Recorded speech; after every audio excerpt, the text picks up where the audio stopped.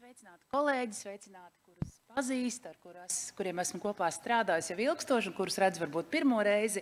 Paldies Natāļai, viņa jau lielu daļu darba paveica, izstāstot, kā mēs nonācām līdz jaunajām programmām projekta ietveros. Es savukārt pārstāvu Valsts probācijas dienestu un arī mums ir jaunumi. Arī mēs šī projekta ietveros paveicām kopīgi ar ieslodzījuma vietu pārvaldes kolēģiem, manuprāt, tādu lielu un labu darbu. Mūsu programmu, kura paredzēta personām, kuras veikušas dzimumnoziegumus, ar ko mēs līdz šim strādājām, aptuveni 10 gadus, Temzes ielejas programma, tad Britu pieredze mums bija, pilnveidojām, rekonstruējām faktiski līdz pat pamatiem, un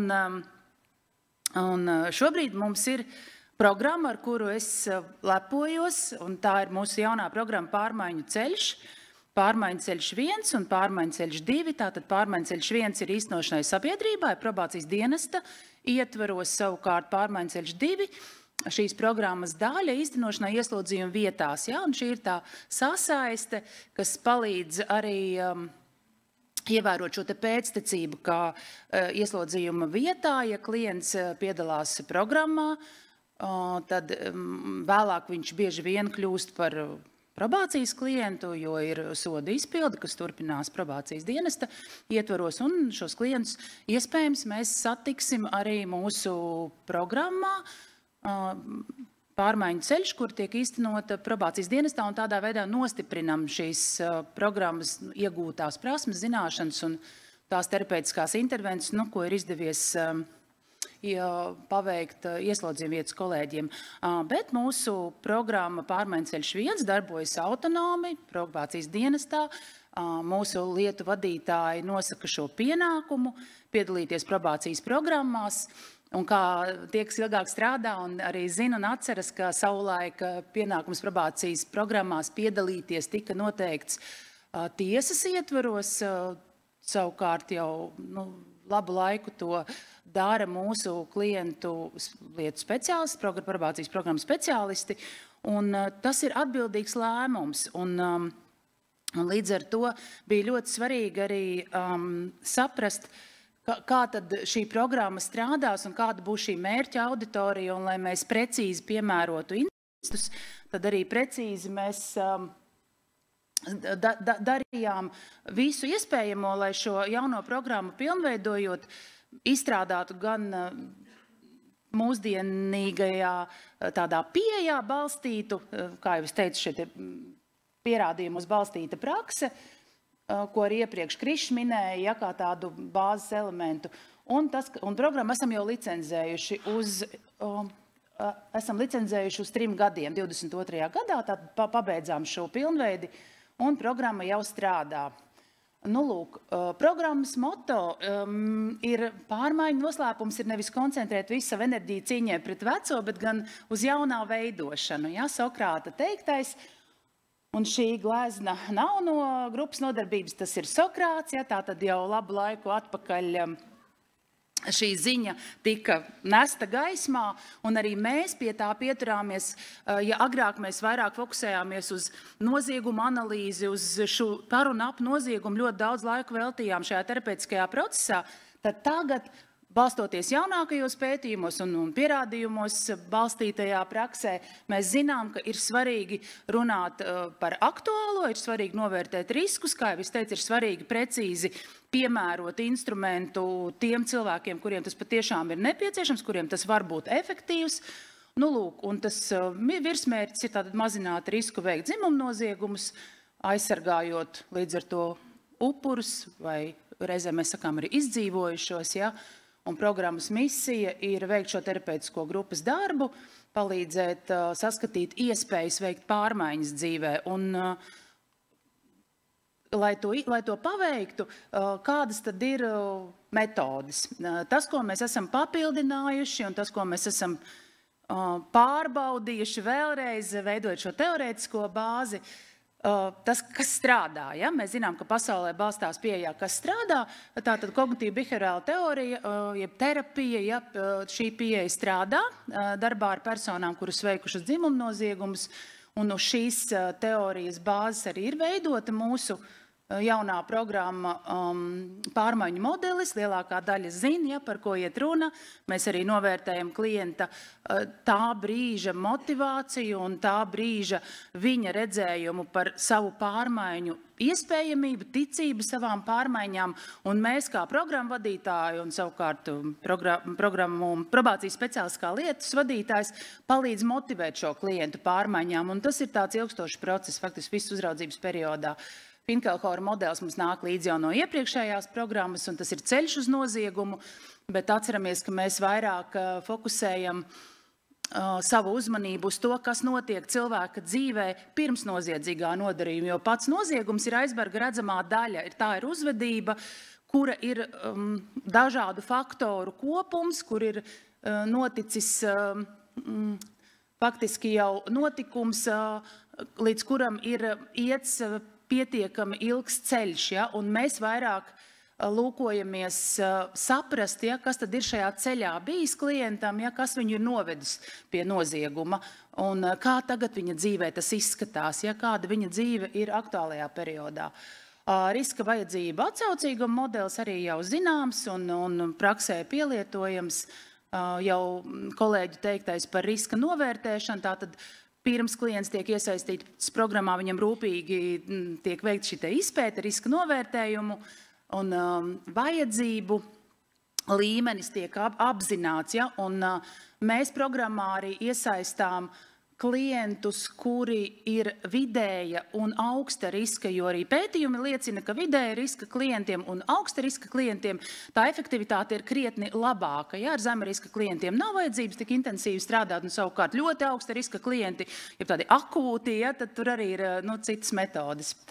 Lūk, pašregulācijas modelis, apzinātības praksa, tas ir jaunums, kas faktiski ir nācis klāt mūsu programmā, arī balstoties pētījumos, mēs zinām, ka pašregulācijai un dažāda veida apzinātības idejām ir nozīme, mazinot šos riskus, jo tā viena no galvenajām domām ir stiprināt pašregulāciju, gan seksuālo, gan vispārējo, emocionālo schēmu terapijas pamati un drošās piesaistes teorijas idejas, jo arī mēs zinām no pētījumiem, ka ir svarīgi saprast šī cilvēka attiecības ar citiem, kā tās ir veidojušās, kas ir par pamatu, kādēļ viņš dod sev atļauju nodarīt kādam pāri, un kas ir šis viņa modelis, un ko mēs tur varam mainīt un darīt citādāk. Par programmas dizainu. Programmai ir 4 bloki. Kopā tas aizņem 7–8 mēnešus mūsu un mūsu klientu laika. Tas ir rūpīgs motivācijas darbs, tas ir rūpīgs plānošanas darbs, jo tās ir 65 nodarbības. Iedomājieties arī, cik ir vajadzīgs apņēmīguma un arī drosmes un disciplīnas, lai apmeklētu šīs nodarbības mūsu klienti, bet viņi to dara. Līdz tam mēs veicam šo te gan izzinošo, gan diagnostikas darbu, gan motivējošo, kā jau es teicu, bet tad, kad klienti nonāk programmā, programmas īstenošana ir pietiekami intensīva, sākotnēji tās ir vairākas reizes nedēļā, un pēc tam ir ar regularitāti 1 reizi nedēļā. Mēs tiekamies vismaz uz 4 stundām, tātad 2 nodarbības dienā. Metodes ir daudzveidīgas, gan grupu darbs, lomu spēles, apzinātības treniņu elementi, psihoizglītošanām, viņi sniedz refleksijas, viņi piedalās, un mēs strādājam tādos līdzvērtībā balstītos principos. Grupā ir 2 vai 3 vadītāji vienlaikus uz vietas, tā kā mēs redzam klientus, mēs dzirdam klientus, mēs reflektējam, mēs klausāmies, ko viņi saka, un līdz ar to tā iesaiste ir pietiekami aktīva un tā viņu klātbūtne. Mazliet atšķiras dizains ieslodzījuma vietā, tur programma notiek ilgāk, jo atlases process ir cits, un tā būtiska atšķirība ir, ka ieslodzījuma vietā ir brīvprātības princips. Klienti šajā programmā tiek iesaistīti brīvprātīgi, ar viņu piekrišanu savukārt probācijas dienestā, tas ir, kā es teicu, pienākums, kas klientam ir jāizpilda. Lūk, mūsu mērķu auditorija šajā programmā ir vīrieši, orientējoši pilngadīgi un līdz aptuveni 60 gadu vecumam, jo arī pierādījumi liecina, ka tā efektivitāte vēlākos gados neattaisno, ja, sevi šāda terapeitiska intervence. Savukārt jauniešiem ir cita pieeja, arī par ko Sintī stāstīja, un citi uzdevumi, ja, un tur ir arī citas programmas un intervences. Nu, lūk, tātad cilvēki, kā es minēju, ar vidēju un augstu un arī ļoti augstu līmeni, uzraudzības un atbalsta līmeni, kuri ir notiesāti par noteiktiem pantiem. Kā jau es minēju, atšķirība, ka brīvprātīga vai obligāta. Un par šo pēctecību, ja klients ir atbrīvojies no ieslodzījuma un piedalījies programmā Pārmaiņu ceļš 2, tad viņš 3. un 4. blokā tiek iesaistīts, ja viņš ir kļuvis par probācijas klientu un izvērtējumā mēs nolemjam, jā, ka klients ir piemērots un viņam būtu noderīga arī šī līdzdalība programmā, kas tiek īstenota probācijas dienestā. Terapeitiskās intervijas un klienta atlases procedūra tiek veikta abos gadījumos. Ja gan ieslodzījumā, gan brīvībā ir rūpīga atlase arī klientiem, jo nejaušības princips šeit netiek piemērots ar katru klientu. Tiek veikt šis individuālais darbs pirms iesaistīšanas programmā, un saskaņā ar mūsu dienesta rīkojumu visiem klientiem, kas ir A kategorijas, kur ir tātad identificēts cietušais upuris, un kur šis upuris ir bērns, mēs ar viņiem runājam. Ja? Mēs ir profesionāļu kopa, kas ir īpaši apmācīti šim terapeitiskajam intervijas darbam. Mēs runājam ar šiem klientiem, mēs sagatavojam izvērtējumu par iesaistīšanu šajā programmā vai arī par cita veida intervenciju. Ja? Un attiecīgi tad tālākais darbs ar viņu noris. Un projekta ietvaros arī veidojot rokas grāmatu programmai, mēs izstrādājām arī vadlīnijas terapeitiskai intervijai, un strādājam saskaņā ar šīm vadlīnijām. Un šī pieeja arī, manuprāt, ir vērtīga un noderīga. Mēs arī mācībās daudz par to runājam un trenējam mūsu kolēģus, strādājot arī individuāli, lai to puzli saliktu, ja, kā Sintī teica. Arī par šiem klientiem mēs iegūstam tādu papildus informāciju no pirmavota, no viņa vārdiem, no viņa teiktā par dzīves vēsturi, par šo seksuālo vēsturi, par noziedzīgo nodarījumu vēsturi, kā viņš to redz. Jo viens ir, mēs, protams, varam iepazīties ar dokumentiem, un mēs arī to darām, bet vēl ir viņa versija, ja, un šī viņa versija arī palīdz mums atpazīt gan viņa domāšanas kļūdas, ja, veidu, kā viņš domā, gan arī viņa stiprās puses, ja, kur ir laba kritika, kur ir kāda empātijas daļa viņā saglabājusies, vai kas ir tās resursu daļas, uz kuram mēs varam balstīt tālāk šo terapeitisko procesu. Nu, lūk. Un vairumā gadījumu tad šie klienti tiek virzīti iesaistīšanai grupu darbā, bet atsevišķos gadījumos nē, ja tur ir kādas psihiskas saslimšanas, atkarības, aktīvas, akūtas, ja, vai atkarību riski ir pietiekami nozīmīgi, ja ir agresija, tāda izteikta agresija, ja, vai psihopātiskas iezīmes, nu tad būs individuālais darbs, ja, tad grupu darbam šis klients nebūs piemērots. Nu, lūk, pirms un pēc programmas mēs arī veicam mērījumus. Mēs veidojam deviances profilu, balstoties psihometriskajos testos. Klienti tiek aizpilda anketas, ja, tātad pirms un pēc. Ja, un tad, attiecīgi, mums pamazām arī veidojas datu bāze, bet par to vairāk droši vien pēc gadiem 5 mēs varēsim runāt, kad mums būs tie rezultāti jau tā datu kopa tāda pieklājīgāka. Ja, pagaidām mums ir tie pirmie mūsu gadījumi. Nu, lūk, un jā, pēc katra programmas bloka mēs gatavojam starpvērtējumu. Mēs katru dienu pildam tādu nelielu izvērtējumu par klientu līdzdalību programmā, viņa noskaņojumu, un līdz ar to arī mēs palīdzam šos riskus pārskatīt laikā, kamēr klienti ir pie mums grupā, ir vēl vairāki acu pāri, ja, un vairākas ausis dzirdīgas, kas palīdz arī šo klienta risku tādā cilvēciskā aspektā vērtēt. Ja? Un mēs esam, protams, ciešā saziņā ar lietu vadītājiem, īpaši šajā programmas īstenošanas laikā. Nu, lūk. Un kā tad kļūt par mūsu tēmu, ja spējīgu programmas vadītāju?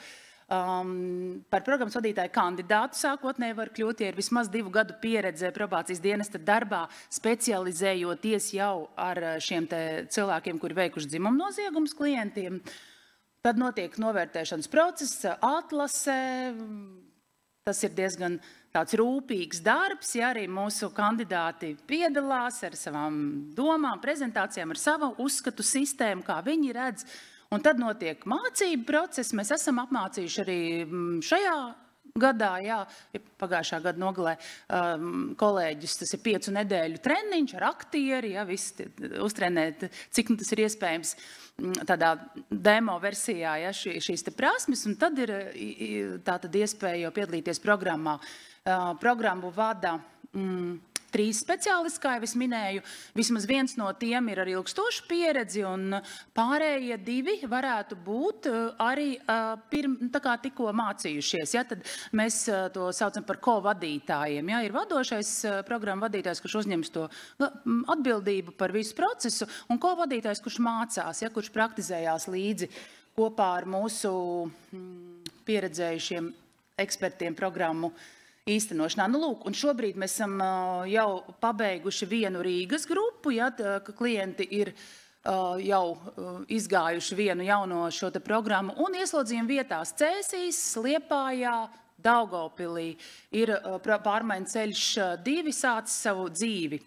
Ja, un paldies jums visiem, kuri palīdzēja, kuri ar padomu, ar aktivitāti, ar savu iesaisti, un turpinam strādāt un turpinam dzīvot, un lai jums labas pusdienas. Paldies!